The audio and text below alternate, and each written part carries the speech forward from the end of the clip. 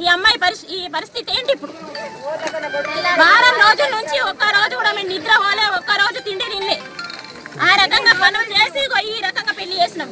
ఏదో ఒకటి ఇంట్లోకి వెళ్ళాలి అమ్మాయి జీవితం ఏంటి? అమ్మాయి పరిస్థితి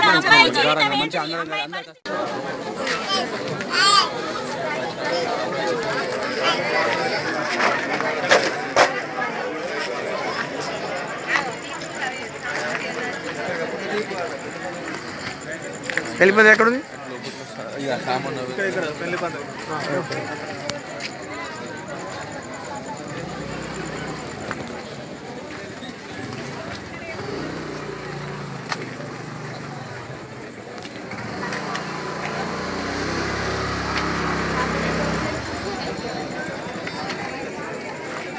పెళ్లిపంది ఎక్కడుంది? లోపల లోపల లోపల పని చేయండి.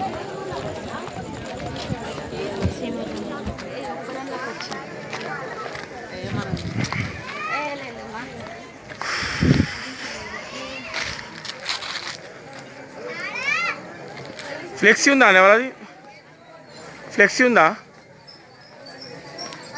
ఫ్లెక్సీ ఉందా? ఎక్కడ ఉంది? Okay okay okay.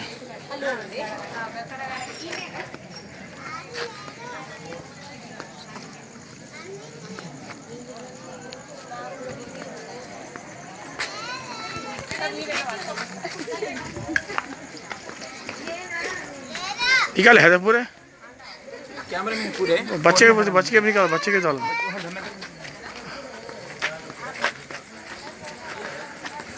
फ्लेक्सी है भाई। हाँ बाहर कहाँ?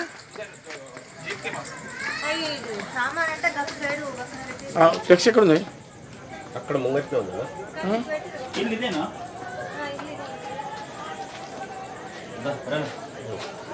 ఇల్లు ఇదేనా?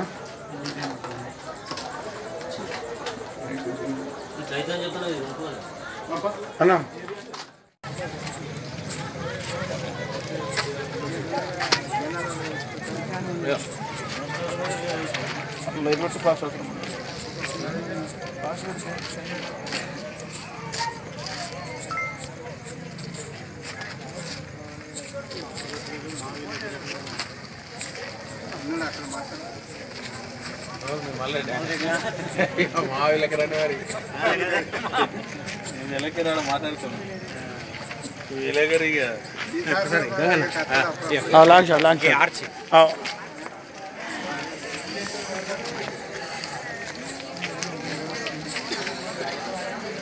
అన్న గిట్ నుంచి ఫోటో ఉన్న సిలిండర్ వస్తుంది.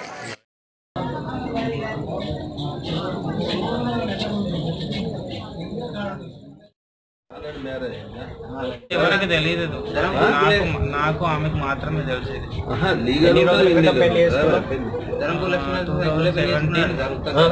2017 ఫిబ్రవరి 11. 2017 ఫిబ్రవరి 11. 2017 ఫిబ్రవరి ఎన్నాడు? 11 నాడు పెళ్లి చేసుకున్నావా? ఆమెతో పెళ్లి చేసుకుని ఆమెతో ఉన్నప్పుడు మళ్ళీ ఈ అమ్మాయి దగ్గరికి ఎట్లా వచ్చినాయి? ఫస్ట్ వైఫ్ అంటే ఈ పెళ్లి చెల్లదని చెప్పి ఇక్కడ ఏం లేదు, నాకు మ్యారేజ్ సర్టిఫికేట్ అడిగింది నేను చేసుకున్నా అని చెప్పేసి. తర్వాత నేను పెళ్లి తర్వాత నేను చెప్పిన, నాకు పెళ్లి తర్వాత నాకు నిజం చెప్పింది, లేకుంటే నేను పెళ్లి కూడా చేసుకున్నటువంటి కాదు. నేను ఇట్లా సీరియస్ అయ్యి పెళ్లి చేసుకున్న తర్వాత నాకు అన్ని విషయాలు చెప్పింది, నేను సీరియస్గా ఉన్నానని చెప్పేసి. మీ పేరేం పేరు? రాజశేఖర్. ఇంటి పేరు? దూలమా? కాదబ్బా, ఈ జీవితాలు నాశనం చేసుకుని ఎందుకు అయ్యాను? అమ్మాయి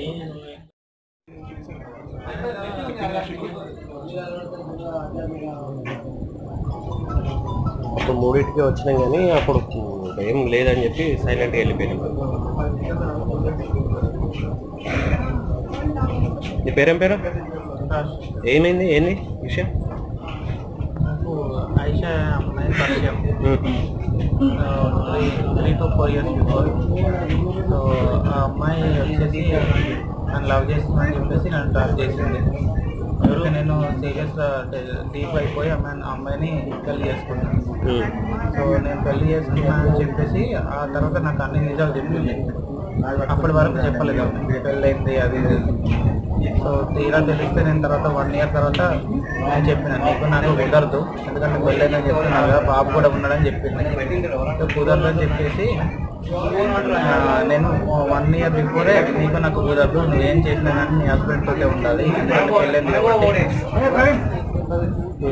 పెళ్ళైంది కాబట్టి నీ హస్బెండ్ తోటే ఉండాలి, నీకు నాకు కుదరదు అని చెప్పిన తర్వాత మళ్ళీ బ్యాక్ టు బ్యాక్ నాకు మెసేజెస్ కాల్స్ వస్తూనే ఉంటాయి.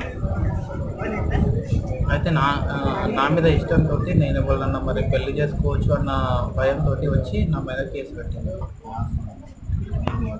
అంటే నువ్వు అప్పుడు ఆమె నీకు చాటింగ్ చేస్తున్నప్పుడు ఆమె ఇంట్లో పేరెంట్స్ కానీ లేకపోతే పోలీస్ స్టేషన్లో కానీ ఫిర్యాదు చేసిన అట్లాంటి ఏం చేయలేదు కదా? అంటే నీకు ఎందుకని నేను అనుకున్నాను లవ్ చేసింది, అయితే పెళ్లి చేసుకుంటానని చెప్పేసి నేను వెళ్ళాను. నీకు ముందే పెళ్ళైందని ఇక్కడ చెప్పలేవా మరి ఫస్ట్? ఇప్పుడు నేను ఇక్కడ చెప్పలేదు. అయితే నేను లీగల్గా చేసుకున్నా, అంటే ఇల్లీగల్గా, అంటే ఓన్లీ పర్సనల్గా పెళ్లి చేసుకున్నాను. ఇప్పుడు మరి ఆమె ఎవరితో ఉంటుంది? నీతో ఉంటుందా, పాత అతనితో ఉంటుందా? మరి మీ ఇద్దరు కలిసి ఉన్నారా ఇన్ని రోజులు? ఎట్లా అసలు? అంటే జస్ట్ మీటింగ్స్ ఉండేవి, ఒక్కొక్కసారి వచ్చి కలిసేది అంతే. మరి అట్లాంటి సంబంధం ఉన్నప్పుడు ఇక్కడ ఈ అమ్మాయిని పెళ్లి చేసుకోవడానికి ఎందుకు వచ్చినావు? అంటే ఆమె పెళ్ళైంది కాబట్టి ఆమెకు లైఫ్ ఇంకోటి ఉన్నదని నాకు తెలిసింది తర్వాత. సో నువ్వు వాళ్ళతోటే ఉండాలి, నీకు బాబు కూడా ఉన్నాడు కదా, సో నువ్వు ఆమెతోటే ఉండాలి, ఆయనతోటే ఉండాలి, ఎందుకంటే నీకు ఇంట్లో కూడా ఒప్పుకోరు, ఏదో ఒప్పుకోరు, నాకు ఆల్రెడీ పెళ్లి సంబంధాలు చూస్తున్నారు, నేను పెళ్లి చేసుకుంటాను కూడా చెప్పినాను. అయినా కానీ అమ్మాయి వెళ్ళలేదు. నాకు బ్యాక్ టు బ్యాక్ మెసేజ్ వస్తూనే ఉన్నాయి. అంటే ఇక మేము డీప్ లవ్ కాబట్టి ఇక కొంచెం అవాయిడ్ కూడా అవ్వలేకపోయినా. మరి అట్లాంటప్పుడు ఈమెను ఎందుకు పెళ్లి చేసుకోవడానికి వచ్చినావు అని అడుగుతున్నాను. ఆమెతో డీప్ లవ్ అంటున్నావు కదా, అవన్నీ ఉన్నప్పుడు మళ్ళీ ఈమె సంబంధం చూసుకొని ఇదంతా ఎందుకు? ఆమెకు ఆల్రెడీ చెప్పినా నేను, ఎందుకంటే నా లైఫ్ ఉన్నది, ఇంకా నాకు లైఫ్ ముందున్నది కదా అని చెప్పేసి నేను పెళ్లి చేసుకుంటానే సెట్ అయితే కదా అని నేను వచ్చాను.